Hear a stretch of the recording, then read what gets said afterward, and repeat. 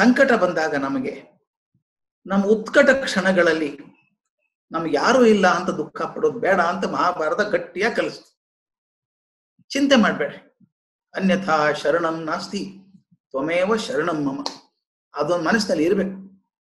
ವ್ಯಾಸ ಭಾರತ ಗಟ್ಟಿಯಾಗಿ ಹೇಳುತ್ತೆ, ನನಗೆ ಯಾರೂ ಇಲ್ಲ ಅಂತ ಎಂದೂ ಅನ್ಬೇಡ ನೀನು. ನಿನ್ನ ಹಿಂದೆ ಒಂದು ಮಹಾಶಕ್ತಿ ಇದೆ. ದೇವರಿದ್ದಾನೆ. ದೇವರು ಅನ್ನಿ, ಭಗವಂತ ಅನ್ನಿ, ಬ್ರಹ್ಮ ಅನ್ನಿ, ದೈವ ಅನ್ನಿ, ಏನೋ ಒಂದನ್ನಿ, ಒಂದು ಮಹಾಶಕ್ತಿ ನಿಮ್ಮ ಹಿಂದಿದೆ. ದ್ರೌಪದಿ ವಸ್ತ್ರಾಪಹರಣ ಕ್ಲಾಸಿಕ್ ಎಕ್ಸಾಂಪಲ್. ಯಾರ್ಯಾರಿದ್ದಾರ್ರಿ? ಭೀಷ್ಮ, ದ್ರೋಣ, ಅಶ್ವತ್ಥಾಮ, ಕೃಪಾಚಾರ್ಯ ಎಲ್ಲರೂ ಇದ್ದಾರಲ್ಲ. ಒಬ್ಬರಿಗಿಂತ ಅವರು ಮಹಾಶೂರರಿಲ್ಲ. ಒಂದು ಹೆಣ್ಣಿಗೆ ರಕ್ಷಣೆ ಕೊಡೋಕ್ಕಾಗ್ಲಿಲ್ಲ. ನನಗೆ ಅದೇ ಆಶ್ಚರ್ಯ ಆಗೋದು. ಒಂದು ರಕ್ಷಣೆ ಕೊಡೋಕ್ಕಾಗ್ಲಿಲ್ಲ. 5 ಜನ ಗಂಡಂದ್ರು ಮಹಾಪ್ರತಾಪಿಗಳು, ಒಬ್ಬರಿಗಿಂತ ಒಬ್ರು ಮಹಾಪ್ರತಾಪಿಗಳು ತಲೆ ತಗ್ಸ್ಕೊಂಡು ಕೂತಿದ್ದಾರೆ.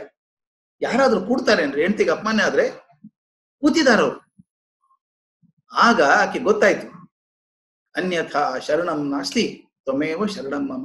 ಯಾರ್ಯಾರು ಸಹಾಯ ಮಾಡೋದಿಲ್ಲ ಅಂದಾಗ ಒಂದು ಸಹಾಯ ಮೇಲ್ ಕಾಯ್ಕೊಂಡು ಕೂತಿದೆ. ಅದು ಆಕೆನ್ ಬೇಡ್ತಾಳೆ, ಅಲ್ಲಿಂದಾನೇ ಬರೋ ಸಹಾಯ ಬಂತು.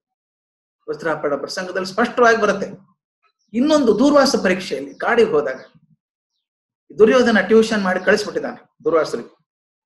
ನೀವು ಹೋಗ್ರಿ, ಆಕೆ ಮಧ್ಯಾಹ್ನ ಊಟ ಮಾಡಿ ತಟ್ಟೆ ತೊಳೆದಿಟ್ಟ ಮೇಲೆ ಅಕ್ಷಯ ಪಾತ್ರೆ ಇತ್ತಲ್ಲ ಸೂರ್ಯ ಕೊಟ್ಟದ್ದು, ಆ ತೊಳೆದ್ಮೇಲೆ ಏನ್ ಊಟ ಬರಲ್ಲ. ನೀವು ತೊಳೆದ್ಮೇಲೆ ಹೋಗ್ಬೇಕು. ನೀವು ಪರೀಕ್ಷೆ ಮಾಡ್ಬೇಕಲ್ಲ ಅವ್ರನ್ನ. ಹೋಗಿ ನಿಮ್ ಶಿಷ್ಯರು 10,000 ಜನ ಶಿಷ್ಯಂದ್ರು ಕರ್ಕೊಂಡು ಹೋದ್ರು.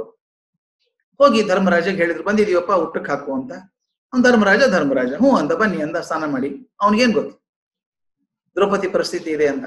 ನಾ ಯಾಕೆ ಹೇಳ್ತಿದ್ದೀನಿ ಅಂದ್ರೆ, ಇದು ಬಹಳ ಚಂದ ಇದೆ ಪರೀಕ್ಷಾ ಕಾಲ. ದ್ರೌಪದಿ ಏನ್ ಮಾಡ್ಬೇಕ್ರಿ ಅವಾಗ? ಅರ್ಜುನ ಹೇಳ್ತಾನೆ ಕೃಷ್ಣನ್ ಕರೆಸ್ಬಿಡ್ತೀನಿ ಅಂತ. ಭೀಮ ಹೇಳ್ತಾನೆ ಕೃಷ್ಣನ್ ಕರೆಸೋಣ ಅಂತ. ಕಡೆಗೆ ಅಲ್ಲಿಗೆ ಹೋಗ್ಬೇಕು, ಅವ್ರು ಕೃಷ್ಣನ್ ಕಡೆನೆ ಹೋಗ್ಬೇಕು. ಆಗ ಧೌಮ್ಯರು ಹೇಳ್ತಾರೆ, ಸುಮ್ನೆ ಕೂತ್ಕೊಡ್ರೆ, ನಿಮ್ ಶಕ್ತಿ ನೋಡಿದ್ದೀನಿ ನಾನು, ಬಹಳ ಮಾತಾಡಿದ್ದೀರಿ. ವಸ್ತ್ರಾಪಹರಣ ಪ್ರಸಂಗದಲ್ಲಿ ನೋಡಿ ಒಬ್ಬರಾದ್ರೂ ಕರೆದ್ರೆ ಕೃಷ್ಣನ್ ನೀವು? ಆಕೆ ಕರೆದದ್ದು. ಆಕೆ ಕರೀಲಿ, ಬರ್ತಾನೆ. ದ್ರೌಪದಿ ಖಾತ್ರಿಯಾಗಿ ಹೋಗಿದೆ, ನನ್ ಕಷ್ಟ ಬಂದಾಗ ನಾನು ಪಾರ್ ಮಾಡೋನ್ ಕೃಷ್ಣ ಮಾತ್ರ, ಇನ್ಯಾರೂ ಇಲ್ಲ. ಮನೆಗೆ ಅದು ರೆಸ್ಪಾಂಡ್ ಆಗ್ತದೆ. ನನಗೊಂದು ಬಹುದೊಡ್ಡ ಧೈರ್ಯವನ್ನ ಮಹಾಭಾರತ ಕೊಟ್ಟದ್ದು ಅಂದ್ರೆ, ಜೀವನದಲ್ಲಿ ಮೊಳಕಾಲು ಊರಿ ಕೂತಾಗ, ಆತ್ಮಸ್ಥೈರ್ಯ ಕುಸಿದಾಗ ನನ್ನ ಹೊತ್ತಿಗೆ ಯಾರೂ ಇಲ್ಲ ಅಂತ ಯಾವತ್ತೂ ಅನ್ಬೇಡಿ.